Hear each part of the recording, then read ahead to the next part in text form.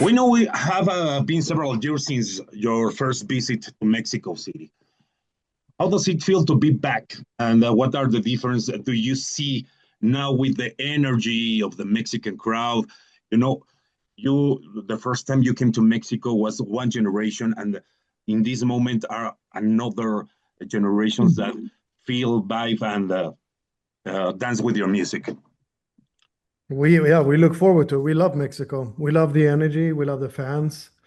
Um, we always see a lot of Mexicans on shows in Europe over the summers.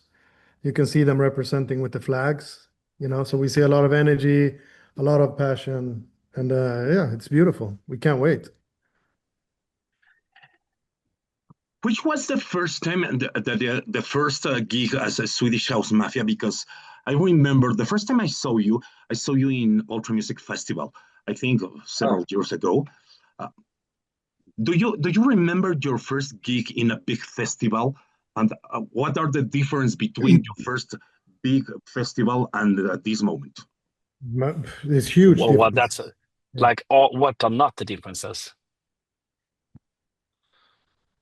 There's huge differences, from production to sound to atmosphere to size to, everything is different, from the first time.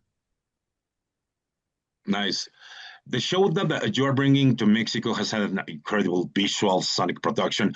What was the most challenging part of turning this concept into reality?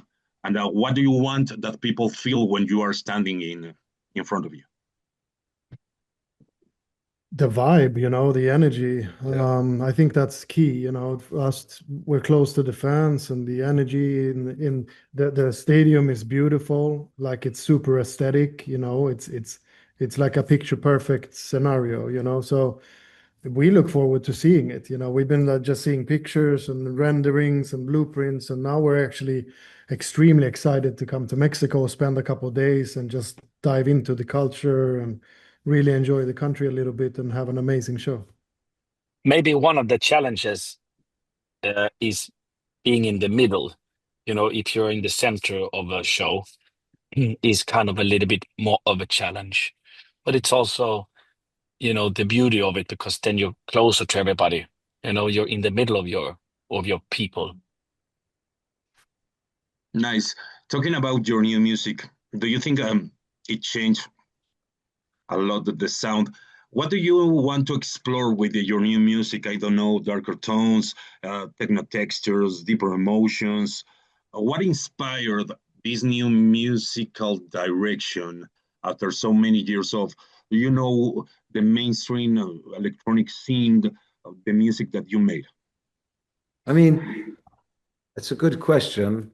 I think that we have one, säger man, en gemensam nämnare på engelska? Common denominator. Yeah, we have something that we all like, and that's melancholic music or something that gives you. I would say the Swedish House Mafia's emotional side is the strongest side, in a way. And I would say also today with music in general, there's a lot of music that's being released every minute or every second. And I think that if you make a song to start with, you're coming a lot of, ahead of what you are producing. You know what I mean? Like maybe that doesn't make sense, but a song to start with is always good. And then when it comes to the sounds, well, that's a very good question. That's what we're sitting and exploring at the moment. The next question have a lot to uh, relation with that one. How do you manage the balance and harmony between three creative minds in the studio? It's like for me, it's always the question: how does these guys manage all the harmony in the studio? Exactly that, harmony. Yeah. That's a good word. I think it's we're different, obviously.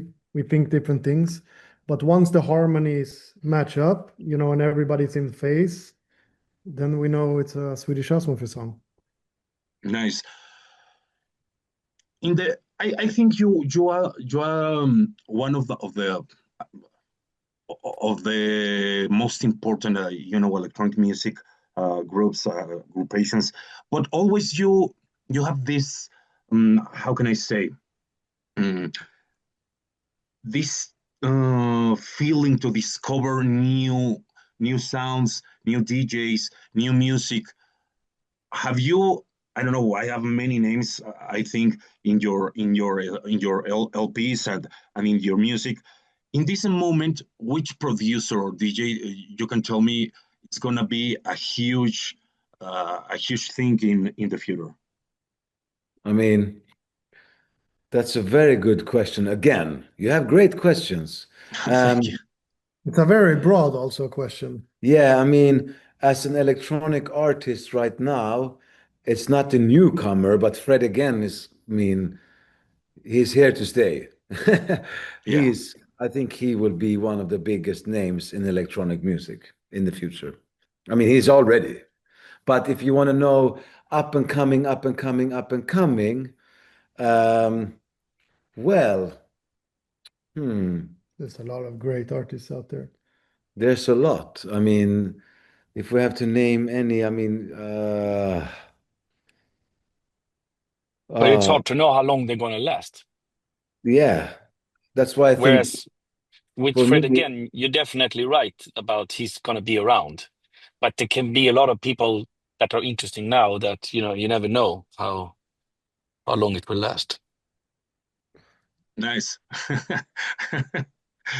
Guys, if you could erase everything people know about Swedish House Mafia and start again, no fame, no history, nothing. sorry, can What you kind of repeat the music question? would you make, and how will you introduce yourselves in this massive world? We would do it exactly the same way like we did. Like 100. we would do exactly like this, start a little bit with Leave the World Behind, and then the first official Swedish House Mafia phase one, and then Miami to Ibiza, and then we would go for an antidote, and then a Greyhound, and then Don't You Worry, Save the World, and then Don't You Worry, Child, and then into a, you know, Moth to Flame maybe with the Weekend, and along those lines. Nice. It is a pretty good runway, to be honest. Yeah, I think it's one of the most pretty runways as a group, as an aggregation. I think you made history in EDM, in in music. I Thank you. I You made appreciate that. history. Uh, how you manage this? You represent the EDM movement, the music. You have this flag of the EDM music around the world. How do you manage this? We don't. I think we're just being us, Swedish House Mafia, three guys making music and really pushing ourselves every day. And I think it's more about being better for yourself and pushing yourself than trying to accommodate everybody else. And then we just love the challenges and try to push things as much as we can. And every day is a little bit of a challenge in a good way. We will still want to discover. We still want to find new things and new ways and write different songs and new sounds. And so for us, it's like we're kind of like we're 15 again. Yeah. You just want to discover and play and work and put in the hours and like crush it. So for us, it's more about just us pushing than trying to pave the way for the genre. Perfect. And for last, which will be the best advice that you will bring to your younger ones? If you could travel to the past, which will be the best advice? I mean, my advice personally, I can't speak for the other guys, but my advice is trying to find your own sound, trying to stick out, try to do something different from what everybody else is doing and believe in yourself, even if somebody really don't care about you now, if you stay true to who you are and what you like Good. and try to do something different, will eventually become something, I think. And to add to that, with all that, work your ass off. Nice. Guys, thank you very much for this interview. Thank you It's so much. gonna be Thank great you. to see you in Mexico. That's up. See you in soon. Mexico. See you soon. Thank you.